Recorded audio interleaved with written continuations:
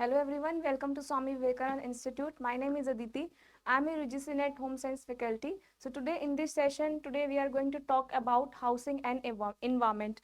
This is a part of housing and environment or housing or uh, development. So in this session today we are going to focus on the theoretical part जिसमें हम कुछ theories पढ़ेंगे housing की, कौन कौन से standards आए थे वो सब के बारे में डिस्कस करेंगे, ग्रीन बिल्डिंग्स के बारे में पढ़ेंगे और यहाँ पे उनके कुछ एडवांटेजेस, कौन कौन से स्टैंडर्ड्स आए थे, किस तरह से स्टैंडर्ड्स वहाँ पे दिए गए हुए थे, इन सब के बारे में हम डिस्कस करेंगे. सो यहाँ पर हाउसिंग क्या होता है, housing and environment. Building material, जब भी हम किसी बिल्डिंग को कंस्ट्रक्ट करते हैं, it is the material which is used for construction purposes. Building material को क्या बोलते हैं, ऐसा मटीरियल जो कि कंस्ट्रक्शन पर्पसेस के लिए यूज होता है, दैट इज बिल्डिंग मटीरियल. अब यहाँ पर बहुत सारे बिल्डिंग मटीरियल्स यूज होते हैं, तो यहाँ पर हम इन सब की चीजों के बारे में भी डिस्कस करेंगे कि कौन कौन से बिल्डिंग मटीरियल्स यूज होते हैं, जैसे कि क्ले, सैंड, ट्विग्स, लीव्स. ये सब क्या है, बिल्डिंग को कंस्ट्रक्ट करने के लिए बहुत ही ज्यादा इंपॉर्टेंट होते हैं. Now materials available in our country to construct building are natural materials which are mud, stone, wood, lime, asbestos. Asbestos क्या बताया था मैंने आपको, asbestos जो था यहाँ पर,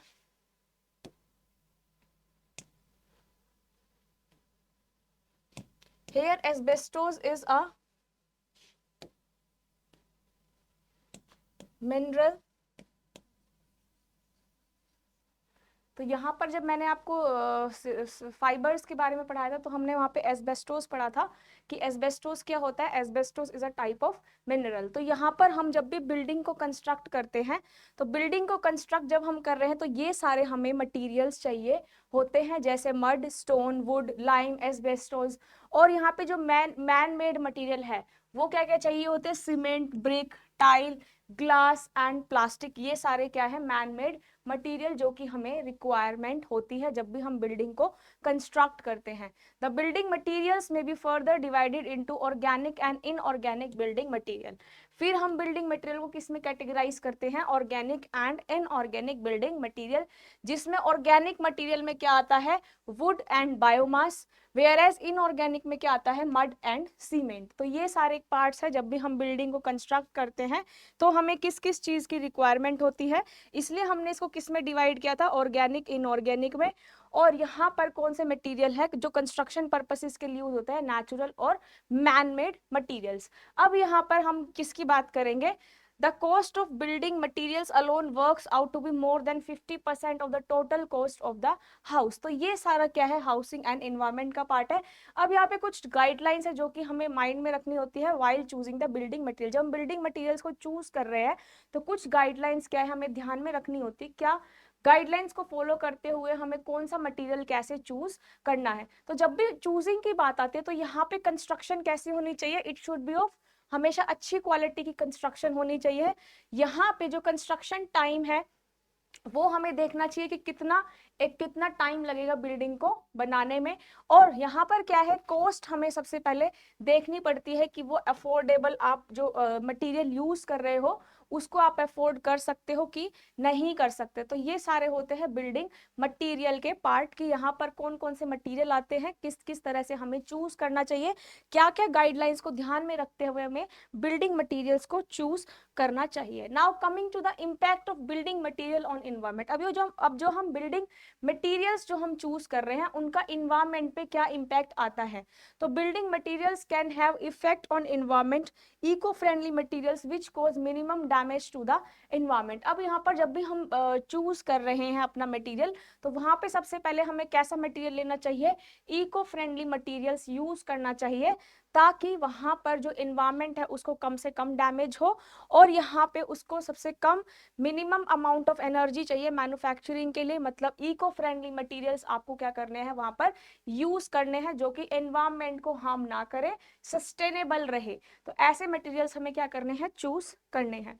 the destruction and renovation of building result in large amount of waste include concrete, metal, glass, plastic, wood, asphalt and bricks etcetera. तो यहाँ पर क्या है, जब भी हम रेनोवेट करते हैं बिल्डिंग को या फिर किसी बिल्डिंग को तोड़ते हैं तो उसमें क्या क्या हमें मटेरियल्स मिलते हैं, वेस्ट मटेरियल कौन कौन से होते हैं, जैसे हमारे पास पत्थर हो गए, मेटल हो गए, ग्लास, प्लास्टिक्स, ये सब क्या है हमारे पास वेस्ट मटेरियल्स होते हैं।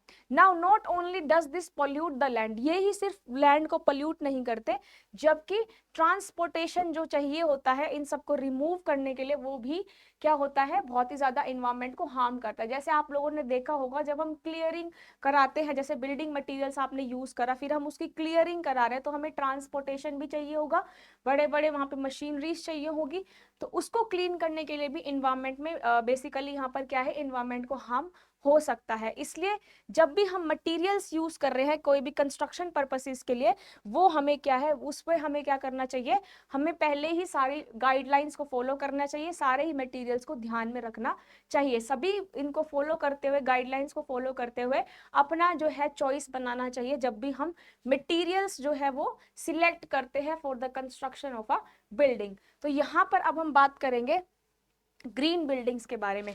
अब अभी हमने क्या पढ़ा था कि जो भी हम मटेरियल चूज कर रहे हैं वो कैसा होना चाहिए, इको फ्रेंडली। तो जब इको फ्रेंडली होगा तो यहाँ पे क्या होएगी, ग्रीन बिल्डिंग्स का कंस्ट्रक्शन होगा, मतलब यहाँ पे ग्रीन बिल्डिंग्स बनाई जाएंगी। तो यहाँ पर ये देखो, यहाँ पर सस्टेनेबिलिटी बता रखी है ग्रीन बिल्डिंग्स की, ये बहुत ही ज्यादा बेसिक कॉमन टॉपिक है। तो यहाँ पर जो इन ग्रीन बिल्डिंग्स होती हैं उसमें क्या होता है, ये इन्वायरमेंट को सस्टेनेबल बनाती है। मेनली जो है ग्रीन बिल्डिंग से क्या होता है, इन्वायरमेंट सस्टेनेबल बनता है, इको फ्रेंडली होता है, ज्यादा पोल्यूशन नहीं होता, और यहाँ पर साथ ही साथ क्या है, it is the technique which are environmentally sound and highly efficient in resource utilisation. सबसे ज्यादा क्या है यहाँ पे, रिसोर्स यूटिलाइजेशन हो जाता है। अब यहाँ पर क्या है, इट फॉलोज द 4Rs। ये जो 4Rs है ये याद में रखना बहुत ही ज्यादा जरूरी है। इन 4S का मतलब क्या है, reduce, reuse, recycle and renewable. तो ये सारे हैं कुछ 4S जो कि एक ग्रीन बिल्डिंग में चाहिए होते हैं। अब यहाँ पे इस आप ये वाली पिक्चर में देखो, ये ग्रीन बिल्डिंग में क्या है, यहाँ पे सबसे पहले अगर ये सस्टेनेबिलिटी है किसकी, ग्रीन बिल्डिंग्स की, तो यहाँ पे लैंड एफिशिएंसी होगी, यहाँ पे एनर्जी एफिशिएंसी होगी, energy generation and distribution efficiency होगी, इंडोर इन्वायरमेंट जो अंदर का इन्वायरमेंट है वो उस पे इंप्रूव हो जाएगा, ग्रीन हाउस गैसेस का रिडक्शन हो जाएगा, material efficiency, resource efficiency, design management, waste management, comfort and water efficiency. तो यहाँ पर ये सब क्या होगा, इधर एफिशिएंसी जो है वो सही रहेगी किसकी, ग्रीन बिल्डिंग्स की। तो जब भी हम ग्रीन बिल्डिंग्स के बारे में बात करते हैं तो यहाँ पर ग्रीन बिल्डिंग्स में ये सारी चीजें जो है हमें देखने को मिलती है, मतलब इन इको फ्रेंडली जो है वो होना चाहिए। तो यहाँ पर this is all about the green buildings. Now coming to the objective of green building. अगर मैं ग्रीन बिल्डिंग के ऑब्जेक्टिव की बात करूं तो यहाँ पे क्या क्या ऑब्जेक्टिव होते हैं ग्रीन बिल्डिंग के, it reduce the overall impact of built environment on human health and natural environment. तो यहाँ पर क्या है, जब भी हम ग्रीन बिल्डिंग का डिजाइन करते हैं तो वो क्या कम करती है, वहां पर इन्वायरमेंट की सस्टेनेबिलिटी इंक्रीज होती है, मतलब डिस्ट्रक्शन नहीं होती किसकी, इन्वायरमेंट की। इन्वायरमेंट क्या रहता है वहां पे, मेनली ज्यादा सेफ रहता है, जो कि ह्यूमन हेल्थ और ह्यूमन हेल्थ को बहुत ही ज्यादा इम्पैक्ट नहीं करता। अगर इन्वायरमेंट अच्छा होगा तो ह्यूमन हेल्थ अच्छी होगी, ये सभी को मालूम है।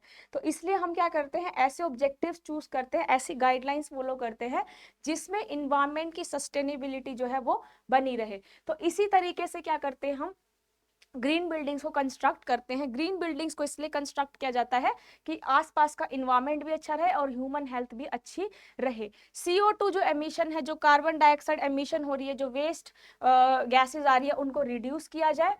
ग्रीन बिल्डिंग्स क्या करती है, जैसे मान लो जो हार्मफुल पोल्यूशन आ रहा है या फिर जो आप नाइट्रोजनस वेस्ट हो गया जिसमें से नाइट्रोजन निकल रही है, या कार्बन डाइऑक्साइड के कुछ ऐसे एमिशन पार्टिकल्स आ गए, तो उन्हीं सभी को रिड्यूस करती है क्योंकि इन्वायरमेंट की सस्टेनेबिलिटी इंक्रीज हो रही है।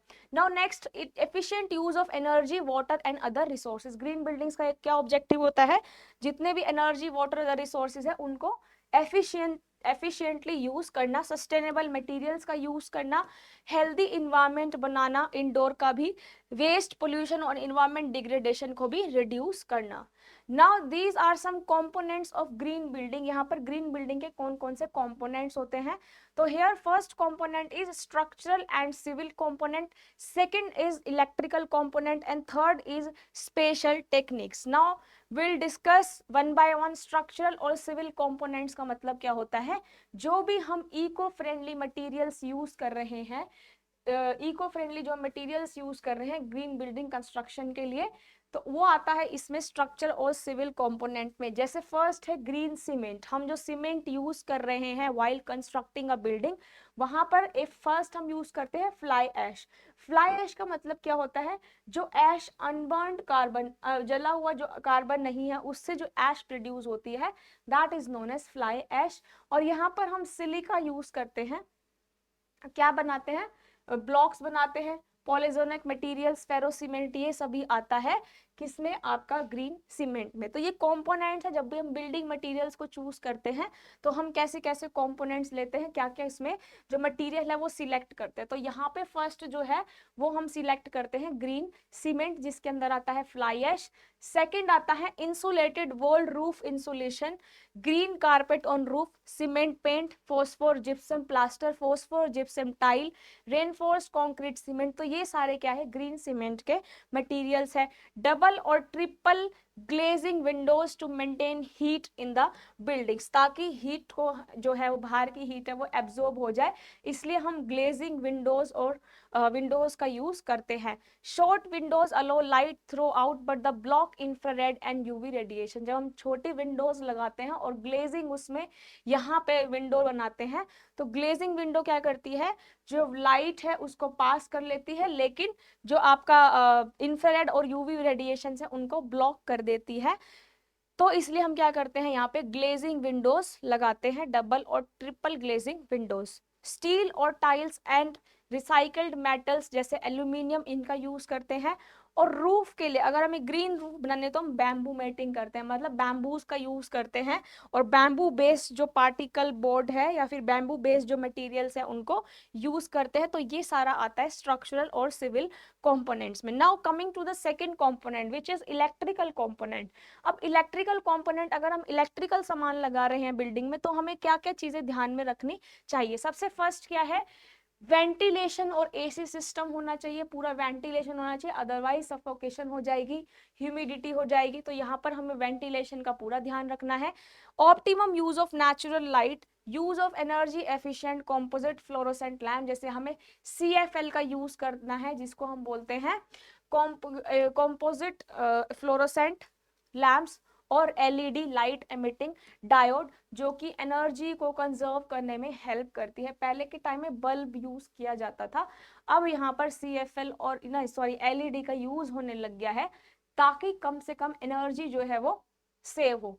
अब यहाँ पर ज्यादा से ज्यादा एनर्जी जो है वो सेव हो। अब यहाँ पे सोलर लाइटनिंग, सोलर विंड, यहाँ पर हाइब्रिड, ये सब यूज करते हैं इलेक्ट्रिसिटी को जनरेट करने के लिए, सोलर एनर्जी का यूज किया जाता है। और यहाँ पे अदर कंपोनेंट्स में क्या आता है? कुछ ऐसे वाटर सेविंग यूनिट्स आती है, रेन वाटर हार्वेस्टिंग आता है, मैनेजमेंट आता है वेस्ट वाटर का, हाई परफॉर्मेंस ग्लास विंडोज, और segregation of waste at production site. तो ये सभी आते हैं component. Now coming to the benefits. अब यहाँ पे कुछ बेनिफिट्स है, जो भी हम अपना मटेरियल चूज कर रहे हैं उनके क्या क्या यहाँ पर बेनिफिट्स हो सकते हैं। तो फर्स्ट बेनिफिट क्या है? इन्वायरमेंट का बेनिफिट। इन्वायरमेंट का बेनिफिट कैसे है? यहाँ पे अगर हम अच्छे मटेरियल्स को यूज करेंगे, अच्छे बिल्डिंग मटेरियल्स को यूज करेंगे, तो यहाँ पे क्या है? CO2 का एमिशन जो है वो कम हो जाएगा, वाटर कंजर्वेशन होगा, लो एनर्जी कंजप्शन होगा, वेस्ट मैनेजमेंट होगा, और यहाँ पर क्या है? इकोसिस्टम जो है वो प्रोटेक्ट रहेगा, क्योंकि इन्वायरमेंट क्या है? यहाँ पर हमें सस्टेनेबल बनाना है। Now second part is economic. अगर हम अच्छे बिल्डिंग मटेरियल्स को यूज करेंगे तो इकोनॉमिकली वो कैसे अच्छा होएगा? कॉस्ट इफेक्टिव हो जाएगा, ठीक है, कॉस्ट इफेक्टिव रहेगा। नेक्स्ट जो इलेक्ट्रिसिटी कम यूज हो गई, जैसे आपका LED के केस में वो लाइट एमिटिंग डायोड, तो यहाँ पे क्या है? एनर्जी एफिशिएंट है या एनर्जी कंजर्व करता है, तो यहाँ पर क्या है? इलेक्ट्रिसिटी जो है वो कम जाएगी। Sustainable use of resources, use जो हम रिसोर्सेज यूज कर रहे हैं उसका सस्टेनेबल यूज हो जाता है इकोनॉमिक डेवलपमेंट में। Now coming to the social part, यहाँ पर क्या है, अगर हम क्या करते हैं यहाँ पे बिल्डिंग मटेरियल्स को अच्छा चूज करते हैं तो उसकी सोशल वैल्यू कैसे इंक्रीज होती है। अगर हम हाई एस्थेटिक वैल्यू, ऑब्वियसली जब अच्छे मटेरियल्स का यूज करेंगे तो उसकी एस्थेटिक वैल्यू इंक्रीज होगी। गुड इंडोर क्वालिटी, अच्छा इंडोर क्वालिटी होगा। हेल्थ अच्छी होगी जो वहां पे रहने वाले लोग होंगे। हाई लाइफ क्वालिटी, अच्छी क्वालिटी हो जाएगी। And net zero energy buildings, energy जो है वो ज्यादा से ज्यादा यहाँ पर सेव होगी।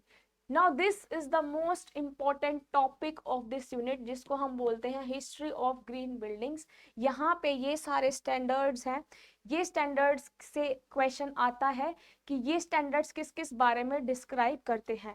Now coming to the first BREEAM, that is BREEHAM, it is given by UK in 1990। तो यहाँ पे सबसे पहले हम इसके बारे में डिस्कस करते हैं। जनरली एग्जाम में इसकी फुल फॉर्म पूछ ली जाती है।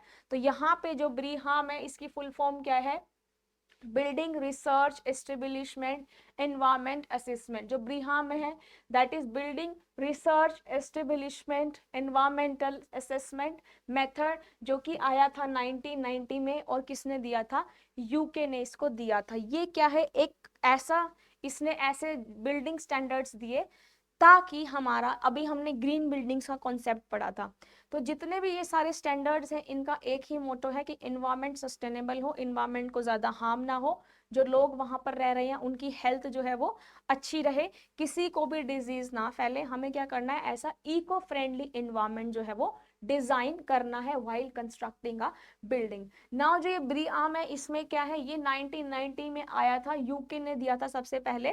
तो ये क्या था, एक सस्टेनेबिलिटी असेसमेंट मेथड था कि हमें इसमें ये चेक करना है इन्वायरमेंट सस्टेनेबल बनता है कि नहीं बनता है।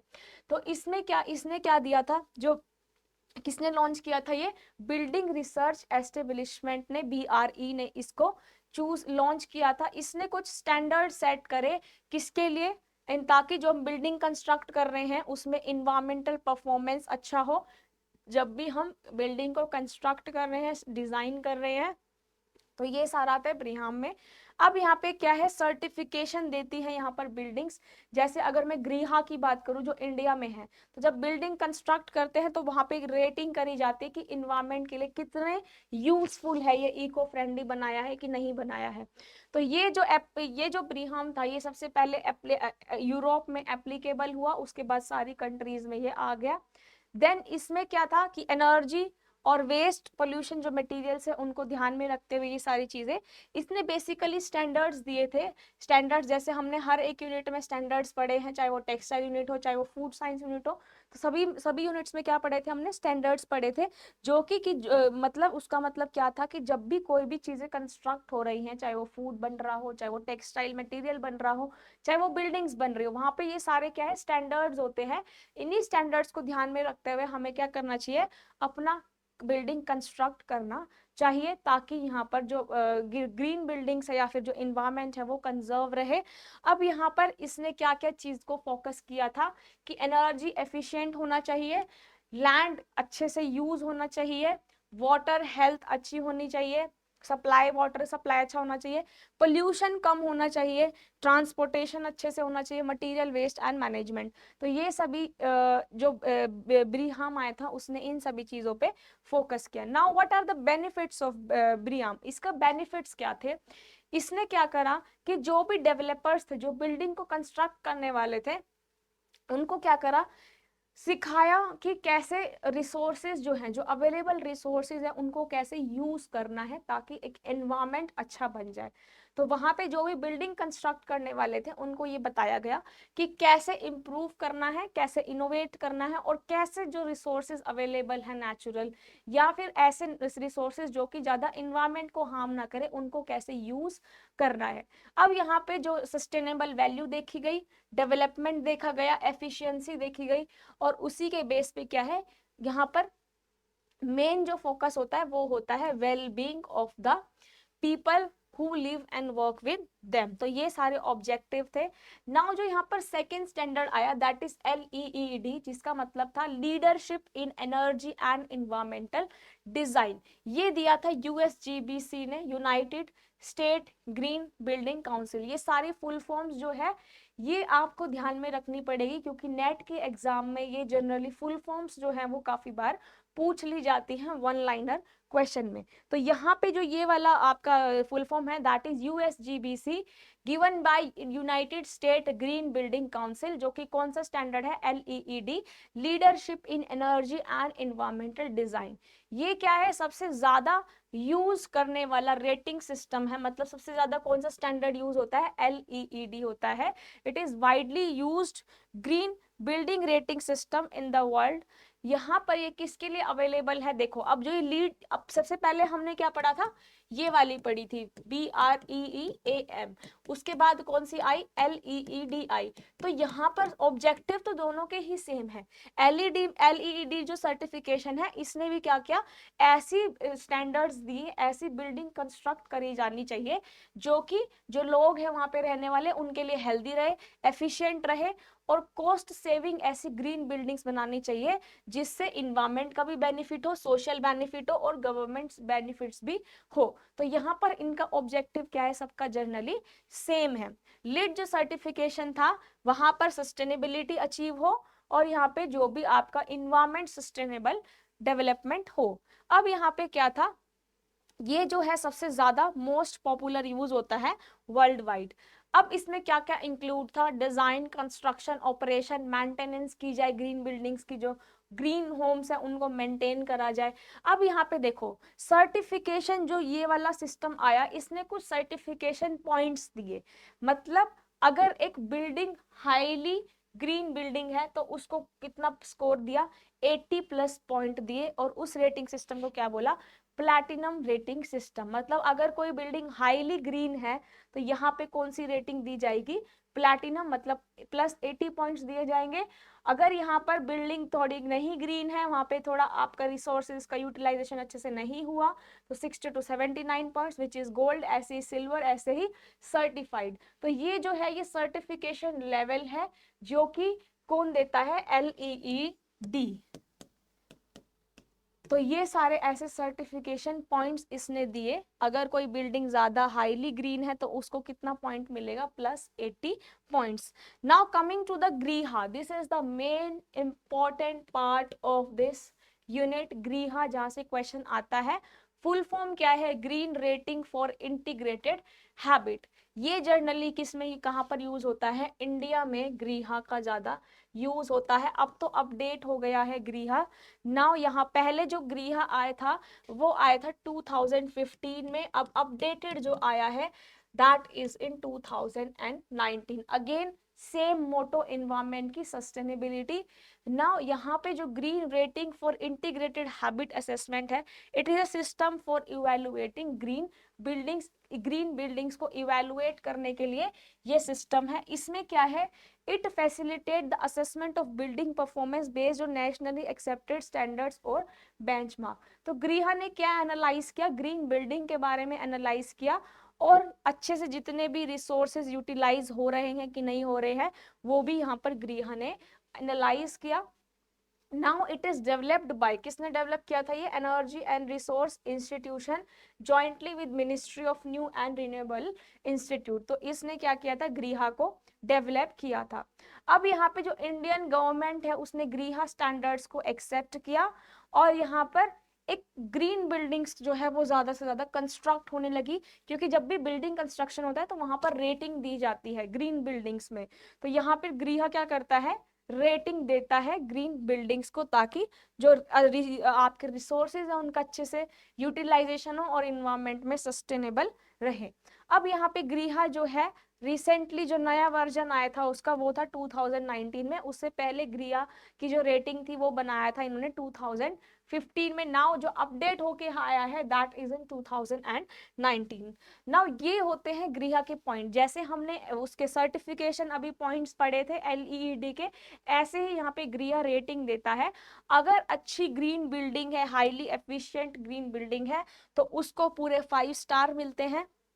और कितना रेंज होता है उसका 91 to 100। अगर कम थोड़ी ग्रीन बिल्डिंग है, नेचुरल रिसोर्सेज का अच्छे से यूज नहीं किया गया तो 4 points, then 3 points, then 2 points, then 1 point.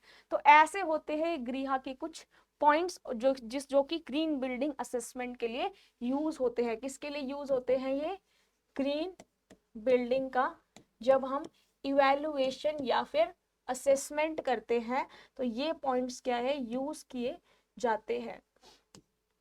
Next जो है यहाँ पर ये गृह, देखो यहाँ पर एक सर्कल है, ठीक है। इसमें गृह में ये सारे पॉइंट्स कैसे आते हैं कि गृह किस बेस पे रेटिंग करती है। जैसे मान लो यहाँ पर 4% किस पे जाता है, कंस्ट्रक्शन मैनेजमेंट पे, कैसे कंस्ट्रक्शन हो रखी है। 18% जाता है एनर्जी ऑप्टिमाइजेशन, कम से कम एनर्जी जो है वो लगे। 12% ऑक्यूपेंट कंफर्ट, जो लोग वहां पे रहेंगे बिल्डिंग में उनका 12% जाता है। 16% जाता है वाटर मैनेजमेंट को।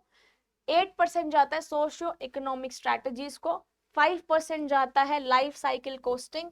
12% सस्टेनेबल बिल्डिंग मटेरियल्स, कैसे आप मटेरियल्स यूज कर रहे हो। 6% solid waste materials. 7% performance metering and monitoring PPM. And 12% is again sustainable site planning. तो यहाँ पे सबसे ज्यादा किसको दिया गया है, कम जो एनर्जी ऑप्टिमाइज की जाए ताकि एनर्जी सेव हो, नेचुरल जो रिसोर्सेज हैं वो आगे के लिए यूज हो सके। तो ये सभी आया था गृह जो कि 2019 वाला अपडेटेड था। ये अपडेटेड वाला याद रखना, 2015 वाला याद मत रखना। यहाँ पर अपडेटेड कौन सा है, 2019। नाउ थर्ड यहाँ पर आया था IGBC, Indian green building council. ये आया था यहाँ पर 2001 में, जो कि किसने दिया था, किसका पार्ट था, CII का, मतलब confederation of Indian industry. Again इसका विजन क्या था, एक सस्टेनेबल एनवायरनमेंट बने इंडिया में। और यहाँ पर उन्होंने क्या बोला कि 2025 तक हम सारी ग्रीन बिल्डिंग्स को कंस्ट्रक्ट कर देंगे, जो कि एनवायरनमेंट सस्टेनेबिलिटी वहां पे इंक्रीज होगी। तो इसका मोटो क्या था IGBC का कि 2025 तक जो भी इंडिया में बिल्डिंग्स कंस्ट्रक्ट हो रही है वो एनवायरनमेंट सस्टेनेबिलिटी हो और वहां पे मैक्सिमम यूटिलाइजेशन ऑफ रिसोर्सेज हो। तो यहाँ पे रेटिंग दी गई। यहाँ पे रेटिंग कैसे दी गई, यहाँ पे जो न्यू यहाँ पे इसमें जो IGBC है इसने क्या करा, कुछ सर्विसेज भी प्रोवाइड की गई, जैसे new green building rating programmes की सर्टिफिकेशन सर्विसेज दी और ग्रीन बिल्डिंग ट्रेनिंग प्रोग्राम्स भी दिए गए। यहाँ पे देखो IGBC का ये सिंबल है जो कि 2001 में आया था। इस रेटिंग सिस्टम में क्या था, ये जो है किस पे एप्लीकेबल है, it is applicable in India to all the buildings home to commercial. तो यहाँ पर जो रेटिंग किसने दी गई, IGBC ने। तो ये होता है IGBC का सिंबल, जिसमें जो इतने भी बिल्डिंग्स आते हैं उसकी रेटिंग करता है कि कितनी जो बिल्डिंग्स हैं वो ग्रीन है या नहीं है, ग्रीन बिल्डिंग्स कितनी वहां पे कंस्ट्रक्ट हुई है। नाउ ये है एनर्जी कंजप्शन बिल्डिंग कोड।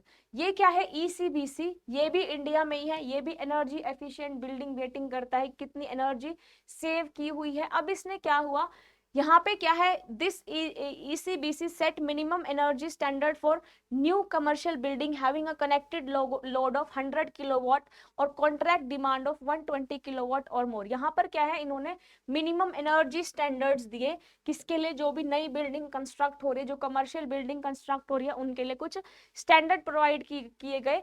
तो ये थे स्टैंडर्ड्स उनके। नेक्स्ट जो है पर्पस क्या था इसका, अब देखो यहाँ पर है एनर्जी कंजप्शन, मतलब हमें क्या करना है, इलेक्ट्रिसिटी का कंजप्शन करना है, एनर्जी कंजर्व करनी है। तो यहाँ पे इन्होंने मिनिमम एनर्जी स्टैंडर्ड सेट कर दिए गए। तो यहाँ पर क्या सेट किया गया और इसका पर्पस क्या था, इसका पर्पस ये था कि एनर्जी एफिशिएंसी रहे और जब भी हम उसको बिल्डिंग को कंस्ट्रक्ट कर रहे हैं वो सारा स्पेसिफिकेशन जो दी हुई है उसको फॉलो करें। ऑब्जेक्टिव अगेन यहाँ पर क्या है, it objective is to provide minimum requirement of energy efficient design and design of buildings and their system. यहाँ पर अगेन जो आप इंडोर आपका कौन से इलेक्ट्रिकल कंपोनेंट्स यूज कर रहे हो उसमें वो स्टैंडर्ड बेस रहे और वहाँ पे क्या हो, मैक्सिमम जो यूज है वो रिसोर्सेज का करा जाए ताकि एक एनवायरमेंट सस्टेनेबिलिटी अगेन बढ़े। तो यहाँ पर क्या था, इन्होंने ये सारे जो आपके कुछ स्टैंडर्ड्स हैं अब यहाँ पर बिल्डिंग्स जहाँ पे ईसीबीसी एप्लीकेबल है, ये कहाँ पर एप्लीकेबल है? लार्ज कमर्शियल बिल्डिंग में, ऑफिस बिल्डिंग्स में, लार्ज एमिनिटी बिल्डिंग्स में, आईटी पार्क्स में, government building, hospital, retail malls, hotel, major residential buildings, तो ये सभी क्या है वहां पर एप्लीकेबल है। नाउ ये आया था बीईई, जिसको हम बोलते हैं bureau of energy efficiency star rating. ये किस पे बेस होता है? Energy performance index, that is EPI. मैं आपको फिर बोल रही हूँ कि फुल फॉर्म्स जो है वो सबका ध्यान रख लेना। अब ये देखो, आपने ये देखा होगा इलेक्ट्रॉनिक सिस्टम पे आता है, तो ये बताता है स्टार रेटिंग, ये होते हैं energy efficiency ratio, product details और बीईई रजिस्ट्रेशन नंबर। तो ये आप सब लोगों ने यहाँ पे ये लोगो देखा होगा अपने इलेक्ट्रॉनिक अप्लायंसेस पे। ये भी किसके लिए है? एनर्जी एफिशिएंसी के लिए है, कि एनर्जी जो है वो कम से कम मैक्सिमम यूटिलाइजेशन ना हो उसका, और एनर्जी एफिशिएंसी वो एफिशिएंट रहे। अब यहाँ पे क्या था, जो बीईई है that is bureau of energy efficiency star rating, it is run by Indian government bureau of energy efficiency. ये किसने चलाया था? Bureau of energy efficiency, under the ministry of power that promotes energy efficiency. मतलब जो भी यहाँ पर आप यूज कर रहे हो इक्विपमेंट, वो एनर्जी एफिशिएंट रहे। नेक्स्ट यहाँ पे the program provides information on the energy consumption of product and devices using different standardized method. Each appliances get between 1 and 5 star. कितना मिलता था उसको? 1 to 5 स्टार में रेटिंग मिलती थी। 5 स्टार का मतलब क्या? अगर 5 स्टार मिले हैं तो your appliances is extremely efficient. अगर वहां पे 5 स्टार है तो मतलब जो इक्विपमेंट है, जो आपने अप्लायंसेस लिए हैं, होम अप्लायंसेस, वो क्या है? एनर्जी एफिशिएंट है और इलेक्ट्रिसिटी को क्या कर रहे हैं? वो सेव कर रहे हैं। तो इसलिए इन्होंने जो बीईई है that is bureau of energy efficiency, उन्होंने क्या दिया? स्टार रेटिंग इस तरह का दिया। तो ये सभी क्या थे? हमारे पास कुछ ऐसे स्टैंडर्ड्स थे जो कि ग्रीन बिल्डिंग के लिए, एनर्जी एफिशिएंसी के लिए बताए गए थे, गवर्नमेंट ने दिए थे इंडिया में और आउटसाइड द इंडिया। तो यहाँ पर क्या है, वर्ल्ड वाइड कौन से स्टैंडर्ड्स यूज होते हैं और इंडिया में कौन से स्टैंडर्ड यूज होते हैं, ताकि एक इन्वायरमेंट सस्टेनेबल रहे। और यहाँ पे अगर आप बिल्डिंग को कंस्ट्रक्ट करें तो ग्रीन बिल्डिंग्स का ज्यादा से ज्यादा कंस्ट्रक्शन करें, ताकि मैक्सिमम रिसोर्सेज का यूटिलाइजेशन हो, इन्वायरमेंट जो है वो सस्टेनेबल रहे, ह्यूमन हेल्थ जो है वो अच्छी रहे, एक लिविंग अच्छी हो, एक क्वालिटी है वो improve of a human life. Hope ये सेशन आपको अच्छा लगा होगा। Thank you so much. इसी तरह से पढ़ते रहिए, और कोई भी डाउट हो तो अपना कमेंट बॉक्स में मेंशन कर देना। वीडियो को लाइक शेयर सब्सक्राइब जरूर करें। Thank you so much and bye and take care all of you.